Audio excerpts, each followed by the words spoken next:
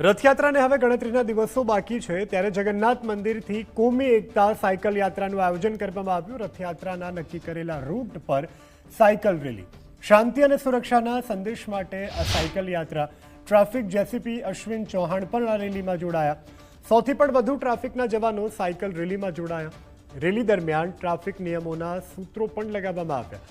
16 જુલાઈએ જ્યારે ભગવાન જગન્નાથજી 149મી રથયાત્રા માટે નગરચર્યા માટે જ્યારે અમદાવાદના રાજમાર્ગો ઉપરથી નીકળશે તે પૂર્વે આ સાયકલ યાત્રાનું આયોજન કરવામાં આવ્યું હતું। આવનાર ભગવાન જગન્નાથજીની યાત્રા 149મી ભગવાન જગન્નાથજીની યાત્રા ખૂબ જ રંગેચંગે ધાર્મિકતાથી અને કોમી એખલાસથી અને નિર્વિઘ્ન પસાર થાય તે આશયથી આજે અમદાવાદ શહેર ટ્રાફિક પોલીસ દ્વારા એક સાયકલ રેલીનું આયોજન કરવામાં આવેલું છે। ભગવાન જગન્નાથની 149મી રથયાત્રા પહેલા અમદાવાદ ટ્રાફિક પોલીસ દ્વારા એક સાયકલ રેલીનું જે છે આયોજન કરવામાં આવ્યું છે। જે રેલીની અંદર અંદાજિત 100થી વધારે જે ટ્રાફિકના જવાનો જે છે તે જોડાયા છે। ખાસ કરીને આ ટ્રાફિક રેલીનો મુખ્ય ઉદ્દેશ જે છે એ કે શાંતિ, સુરક્ષા અને ભાઈચારાને લઈને એક સંદેશો આપતી આ સાયકલ રેલીનું જે છે તે આયોજન કરવામાં આવ્યું છે।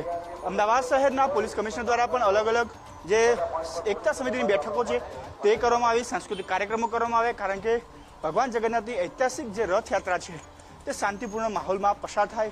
કોમી એકતાનું જે ઉત્તમ ઉદાહરણ છે તે આ રથયાત્રામાં જોવા મળે તે સંદર્ભના ભાગરૂપે આજે ટ્રાફિક પોલીસ દ્વારા એક સાયકલ રેલીનું જે આયોજન કરવામાં આવ્યું છે, જેની અંદર અંદાજિત 100થી વધારે જે ટ્રાફિકના જવાનો જે છે તે આની અંદર જોડાયા છે। સાથે સાથે ટ્રાફિકને લગતા જે સૂત્રો છે, જે ટ્રાફિકના નિયમોનું પાલન કરવું જોઈએ તે તમામ જે બેનરો છે એ પણ સાથે રાખવામાં આવી રહ્યા છે। એટલે કે એક સામાજિક એકતાના જે સંદેશો આપવા માટે સાયકલ રેલીનું તો આયોજન કરવામાં આવ્યું છે, પરંતુ સાથે સાથે ટ્રાફિકના નિયમોનું પાલન થાય, કારણ કે જીવન ખૂબ મહત્વ છે, અમૂલ્ય હોય છે।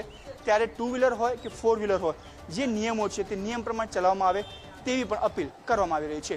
કેમેરામેન વિજય પરમાર સાથે રાહુલ ત્રિવેદી, ગુજરાત ફર્સ્ટ, અમદાવાદ।